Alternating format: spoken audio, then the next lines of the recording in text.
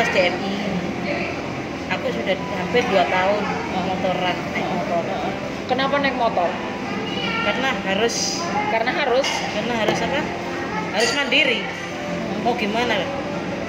Nanti kalau orang tua sudah nggak ada, mau cari siapa lagi? Sekarang orang tua masih ada. Masih ada. Tinggal satu. Tinggal ibu. Iya. Terus kegiatan sehari-harinya apa? Kegiatan sehari-hari buka warkop. Berarti warung itu sama rumah dekat atau di rumah? Warung itu deket sama rumah. Dekat ya. Ya. Berarti motoran biasanya kemana aja? Ya, sama ini ke warung, ke rumah. Udah kemana aja naik motor itu? Naik motor itu sudah ke Sampang. Kemana? Sampang, Siapa? Madura. Oh ya, tadi. Bukan. Jauh lagi? Iya, Oh, itu kapan? udah sampai setahun. 1 tahun. Iya, sama teman bukan sama DM. Oh, di DM itu ada berapa orang sih? Banyak itu 50. 50-an. Iya, Tadi 20 paling ya. 20. Kenapa ikut DMI? Soalnya kan dulu mau mencari SIM, Oke. mau kumpul sama orang disabel, Oh, biar bisa apa? Mandiri, biar bisa berkoordinasi sama orang lain. Di bawah kita masih ada yang bawah lagi. Aku dulu minder, minder kenapa?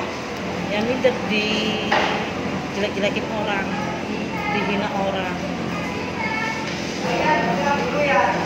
Tapi aku yakin setelah aku lulus kuliah, aku pasti bisa. Aku ngerasa semua orang pasti pernah minder dong. Ya, Tapi gimana caranya dari minder itu jadi sekarang jadi pede aja? aku gak ngurus, aku gitu. Nggak peduli. Gak peduli siapa lo. Pokoknya jangan ngurusin sama aku gak ngurusin kamu. Ya. Ya sebenarnya gitu, dengan begitu kita bisa jadi diri sendiri dan Iya. nggak mikirin orang-orang ya. Wah, terima kasih. Ya, aku nggak banyak ngobrol, nggak bisa komen apa-apa karena Aku sempat marah sama yang atas. yang atas tuh apa? Tuhan, Nah, kenapa kok aku dilahirkan seperti ini? Terus aku yang dilahirkan seperti ini.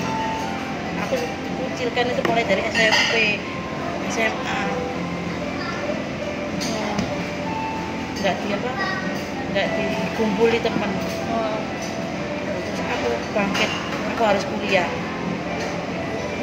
Akhirnya aku masuk UPN. UPN Iya, ambil apa? ambil komunikasi. Terus gimana tuh? Mulai 2007 aku masuk, 2012 aku lulus. Setelah itu papaku sudah gak ada bulan Juni. Sebelum aku sudah. Papaku juga udah nggak ada kok.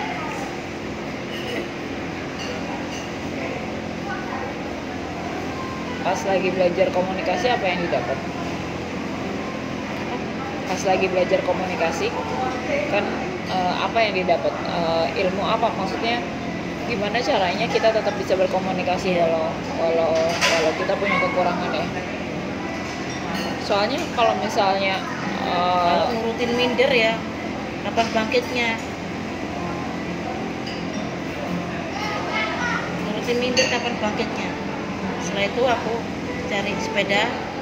Mama bilang udah beli sepeda baru, modif itu sepeda. Tapi jangan belakang, kalau belakang cepet rusak.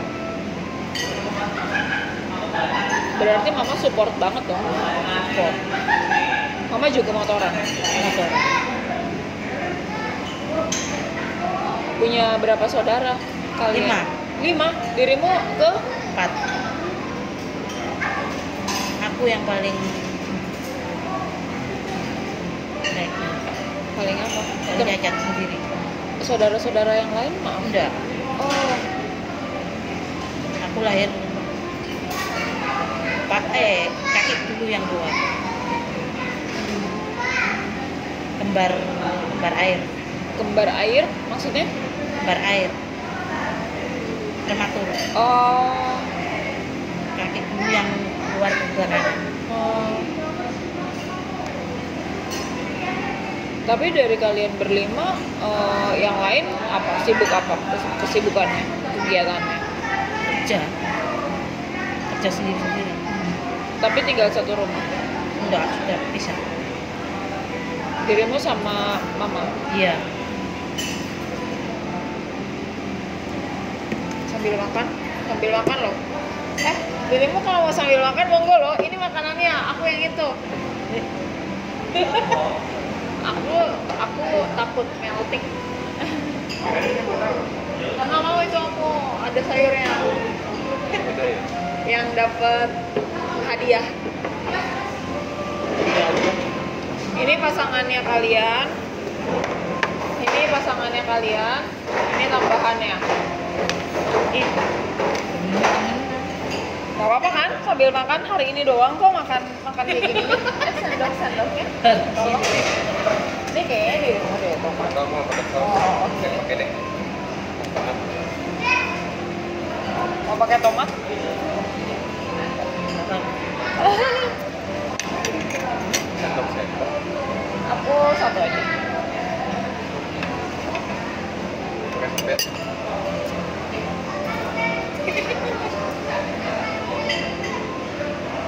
Aku speechless sih, maksudnya kadang-kadang aku bukan tipe orang yang bisa ngobrol sama sekali, aku minder. Beneran, ayo gak percaya, beneran, serius. Aku kalau misalnya ketemu kerumunan banyak kayak tadi, aku minder sama sekali karena aku bilang pertama aku nggak kenal siapa dia, terus juga siapa aku, ada aja perasaan yang kayak gitu kan.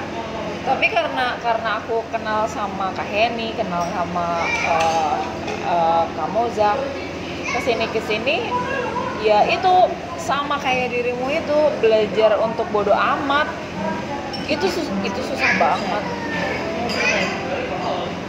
Itu susah banget. Itu dirimu berapa lama untuk SMA. dari SMA? Berarti SMA masih antara minder sama enggak Iya, gitu? kadang minder. Kalau diterus-terusin minder ya gila apa? Iya. Bisa stres. Aku baru 2 tahun ini tau berani ngobrol. Iya. Beneran. Dan kayak gini itu lebih kayak alasanku buat ngobrol sama orang. Aku boleh interview nggak mbak? Kalau nggak ada kayak gini aku mau ngajak mbak ngapain?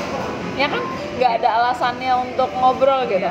Dan akhirnya aku suka bikin kayak gini, bikin vlog, bikin video untuk ngobrol. Ya ngelatih akunya juga, bodo amat sama orangnya juga. Terus dapat informasi, dapat pengetahuan baru, dapat pelajaran baru juga. Gitu. Kan nggak mesti jadi pengalaman doang kan, kalau misalnya untuk belajar. Di sharing kayak gini juga malah bikin pengetahuan lagi sama aku, untuk aku ke depannya lagi. Tapi keren sih mbak, aku salut banget loh sama dirimu, bisa ya itu karena basic aku minderan juga sih. Iya mesti bodo amat ya. Terus belajar motor gimana tuh? Belajar motor. Sudah patah berapa kali tuh? Apanya? Motornya? Iya. Apanya yang patah? Depannya Karena masuk lubang. nabrak. Kok bisa? Kan ditata belajar sendiri. Gak ada yang ngajarin. Dari nol lo ya, dari nol. Langsung ditantang belajar motor sendiri.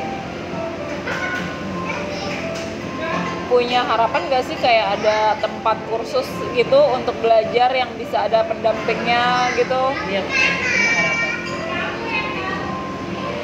tantang pokoknya kamu tak beliin motor tak motor ini belajar dewi terus kita mau sepeda itu bego dulu itu mau kemana jalan Itu berarti berapa lama belajarnya? nggak sampai 2 bulan 2 bulan. nggak sampai nabrak berapa kali itu. Karena nggak bisa nge-rap. Bingung. Iya kan dari awal kan nggak bisa sepeda. Kayu, yang Sepeda kayu nggak bisa. Nggak bisa. Seharusnya kan harus sepeda kayu dulu baru itu. Karena ada tahap-tahapannya. Nggak bisa. Kok nggak kapok sih? Kok nggak kapok? Karena pengen mandiri. Kalau nggak kayak gitu kan nggak bisa. Ada itu temen yang rumput total. Dia belajar naik sepeda motor itu nggak pakai pendamping. Dilungup ini nih atau Iya, iya. ininya apa? Jadi nabrak terus dia Iya, bongkol. gini, iya. Terus tak tanyain, enak pakai Sepeda kayu. sepeda apa? Kursi roda. Oh, Ya. Gak enak pak naik sepeda motor itu enggak kursi roda aja. Jadi kemana-mana ya kursi roda. ya mungkin kalau misalnya semua orang kayak dirimu ya nggak ada yang kapok-kapok kan, bandel. Iya. Ya kan?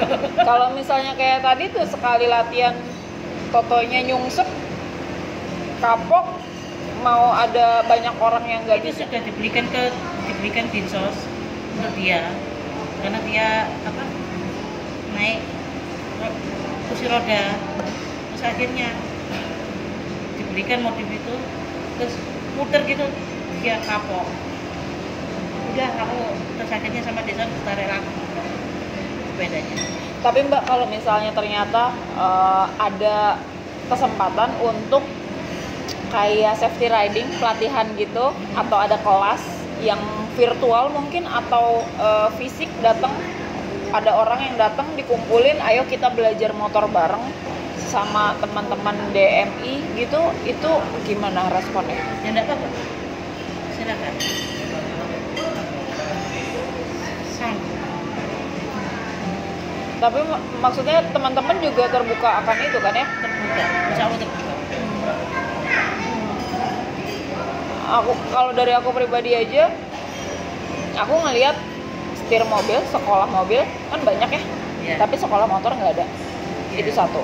Yang kedua, untuk modifikasi motor dengan kebutuhan khusus, ya kan? Iya. Itu juga nggak ada. Ya.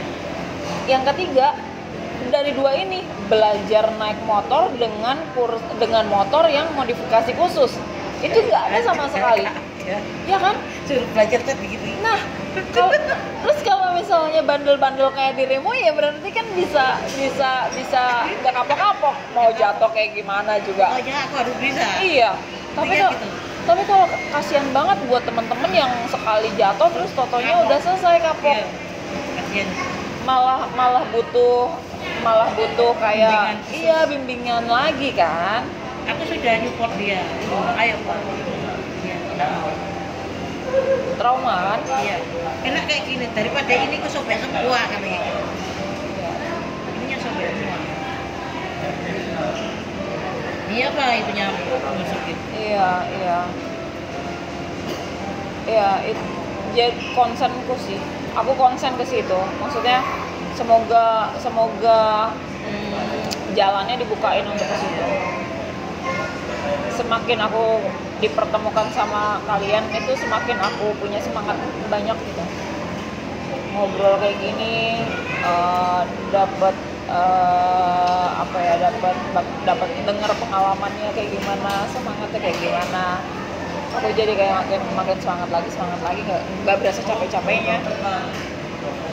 Tapi serius, nanti aku sampai Jakarta aku kabarin. Aku jadi sebelum berangkat ini Rifat Sungkar itu pembalap nasional, pembalap mobil.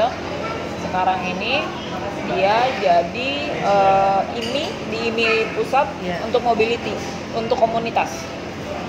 Sebelum aku berangkat, kita meeting bareng, ngobrolin lebih kayak IMI itu mau dibuat apa sih? Orang-orang tuh biasanya cuma daftar jadi IMI, terus udah selesai. Nggak ada take give-nya, nggak ada take and give gitu. Akhirnya aku ngajuin 2 poinku itu, lebih ke yang cewek, perempuan. Kenapa perempuan? Karena perempuan itu adalah garda terdepan keluarga. Dia bakalan jadi ibu buat ngajarin anaknya, dia bakalan jadi istri yang ngingetin suaminya, ya kan? Sekali keluarga itu udah bagus, semua itu kan keluarga kecil tuh, kecil. Nanti skup yang lebih besarnya lagi kan RT, RW, kelurahan, kecamatan, terus sampai sebangsa ini tuh bakalan lebih bagus kalau misalnya kualitas perempuan Indonesia tuh bagus. Itu yang poin pertama, perempuan. Yang kedua, ya yang punya kebutuhan khusus. Apalagi aku di dunia motoran kan. Jadi konsenku ya dengan motor-motor modifikasi khusus itu mesti punya kayak sertifikasi atau enggak kayak semacam yang boleh atau tidak deh, supaya orang-orang yang nanti bakalan modifikasi, tukang modifnya juga tahu amannya kayak gimana sih, disesuaikan kebutuhannya kayak gimana, terus amannya kayak gimana, jalan deh yang kayak gitu-gitu. Pengen banget, semoga kesampaian sih, amin deh. Senang aku.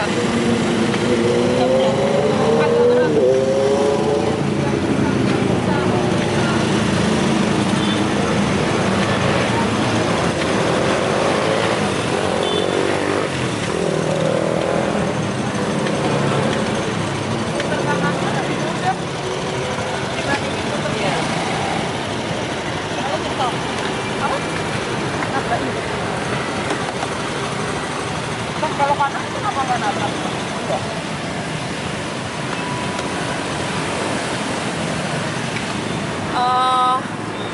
Menurutku mesti ada keterampilan khusus yang bawa, terus mesti ada kayak semacam tempat untuk belajar, karena butuh tempat luas. Iya, pertama butuh tempat luas, yang kedua skill sama pengetahuan untuk mengendarai modifikasi khusus ini tuh nggak semudah itu gitu, nggak semudah, mungkin karena standar modifikasinya juga ya kali ya. Jadi kita mesti, ini perlu banget konsen diperhatiin gitu, karena ini bisa jadi membahayakan loh. Maksudnya ya aku nggak tahu ya untuk penggunaannya seperti apa, tapi untuk ngebelokinnya aja tuh kita perlu keahlian khusus. Aku bisa motoran gitu, belum tentu bisa motoran ini.